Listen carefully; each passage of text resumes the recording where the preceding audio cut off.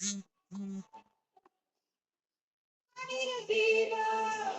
is 5 times more attractive to fly.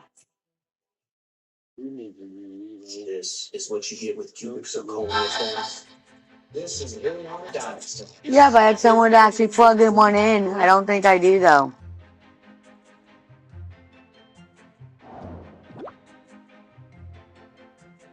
It's still your turn because I'm still recording. Because I'm playing a game for a minute.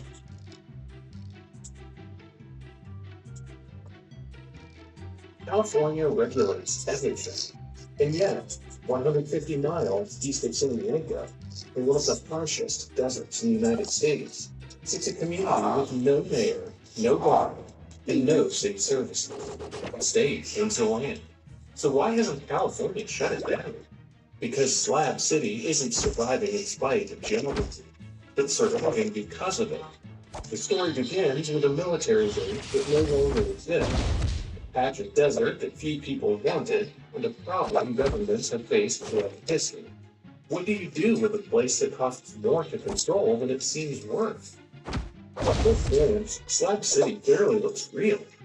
There are RVs parked in the desert, improvised homes built from scratch wood, and art installations rising out of the same.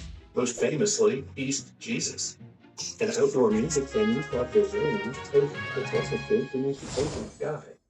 Nearby, Salvation Mountain turns a barren hillside into one of the most recognizable landmarks in Southern California. Scattered across the landscape are the concrete foundations that gave the settlement its name, the Slab. Those foundations are the remains of Camp Dunlap, a Marine Corps training base built during World War II. When the military left after the war, most of the base was dismantled and thrown away. The foundations stayed behind.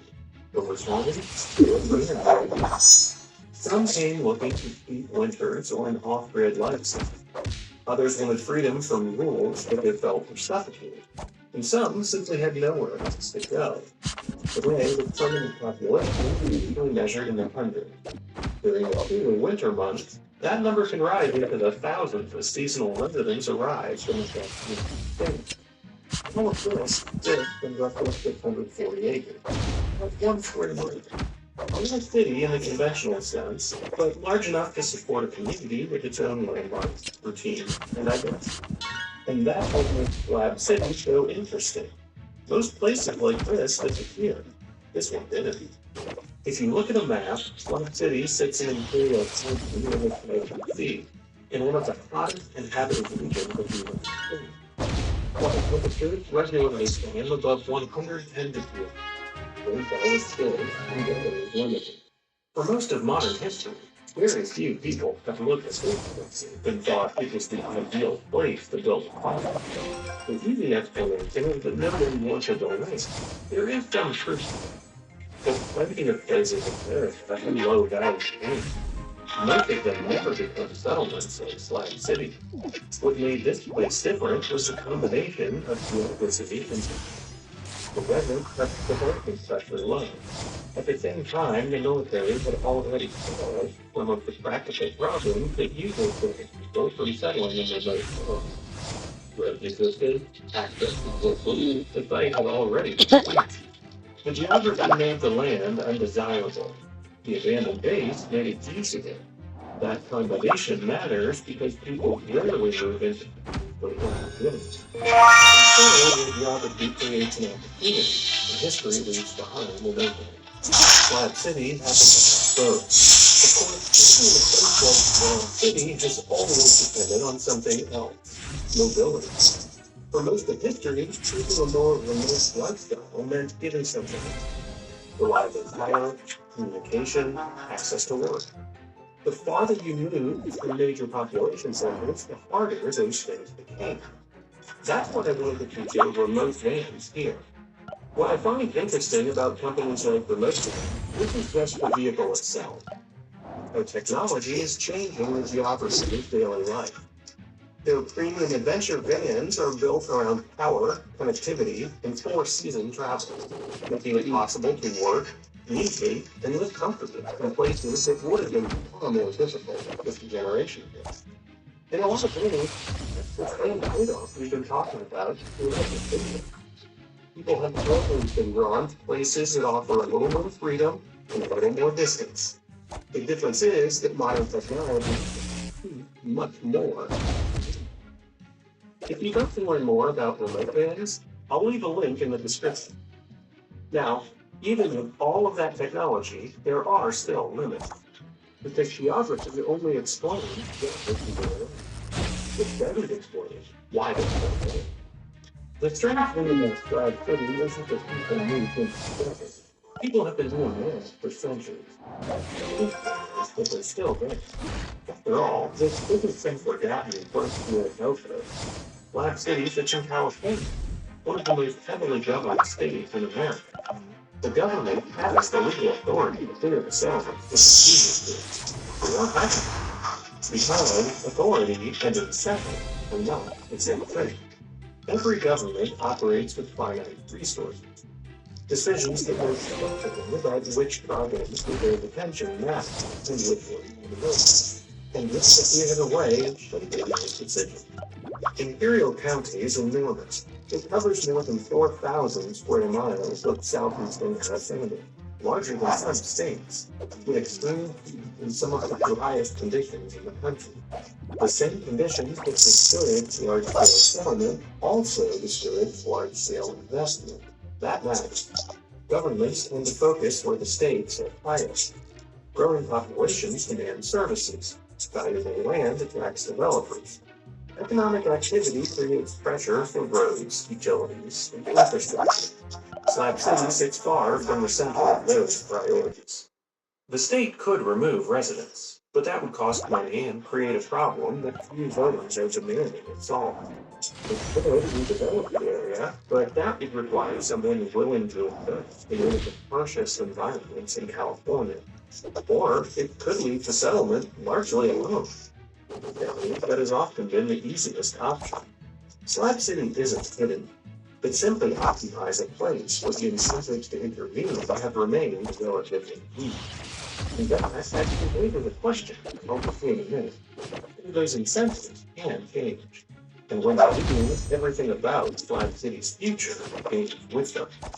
The people who move here all looking for different things, but the desert is giving them the same thing. Distance.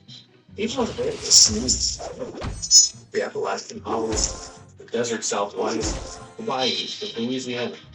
Not because they loved the terrain, but because the terrain meant nobody was coming after them. The people who live in Slab City often get the attention. The artists, retirees, and seasonal RV residents. These are people trying to live outside the systems most Americans depend on.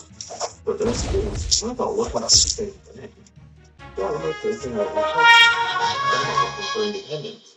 Some simply want a place where they can have what they want. So Boston isn't the opposite. Throughout history, places at the edge of the system attracted people looking for more autonomy. Sometimes those places were mountains. Sometimes they were forests, deserts, islands, or distant frontiers. The details changed, but the pattern didn't. Just because aliens created room for alternative. Not complete freedom, not independence from its just a little more space between people and the institutions that govern everyday life. And that's part of what Slab City is today. The feeling is bizarre, but it's a kind of place where that distance still exists. It's close enough to civilization to remain habitable, yet far enough from major economic and political pressures that the pressures reshaping most communities arrive at That's something rare, especially in California. After all, most of California's landscape has become more valuable over time. Growing cities, expanding infrastructure, and rising limits have employed more places where the Slab City largely eliminated that process, at least so far. And that raises one final question. If California has the authority to remove the settlement, and if land use change dramatically over time, what's stopping all of this from disappearing tomorrow? California absolutely has the power to intervene. This is not sovereign territory. Despite the many clickbait titles of videos about the area, this place doesn't exist outside American law. State agencies can enter the area, and law enforcement can operate there. If Sacramento decided that removing the settlement was a top priority, the state has tools available to make that happen. So, does that invalidate everything we've talked about? Not at all. Because the question was never whether California could remove Slab City. The question is why it hasn't. And those are very different questions. Geography doesn't eliminate choices. It changes incentives. Throughout this video, we've looked at piece of desert land with limited water, extreme temperature, and relatively little economic value. Those conditions don't make government possible. They simply reduce the urban. A very different geography would create very different questions. In the same settlement setting on valuable coastal property outside Los Angeles, or near a rapidly growing center, or on land needed for a major infrastructure. The outcome would probably look very different, because the moment land becomes valuable, more people begin competing in the fight. Developers see the opportunity, limits the tax revenue. Residents begin demanding services and political pressure which is solid. Slab City has avoided much of that pressure because the geography around it has remained once unchanged. That doesn't mean it will stay that way. Development arrives after valuable resources are discovered. That's why populations grow in places that once felt remote. And when that happens, communities that used to exist comfortably on the margins often find themselves at the center of somebody else's plan. Slab City could face the same future.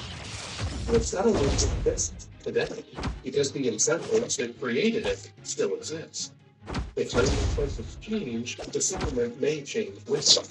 And that brings us back to California has a reputation for rule. The kind of place where government feels present in almost every part of daily life. The story of Slab City isn't a story about government. California never lost the authority to govern this place. The story is about consent. The Florida military base left behind Unicorn, the surrounding desert kept development pressure. Decade after decade, the cost of changing the city would remain higher than the cost of doing it. So, the settlement ended.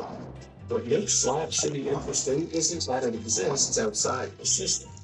It's that the system has largely decided it has no incentives to do it. That's a lesson that extends far beyond 1 square mile of desert in Southern California.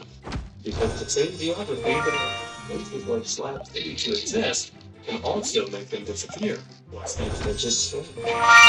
California didn't forget about Slab City. The desert couldn't easily live alone. The war infrastructure. Let's keep fighting.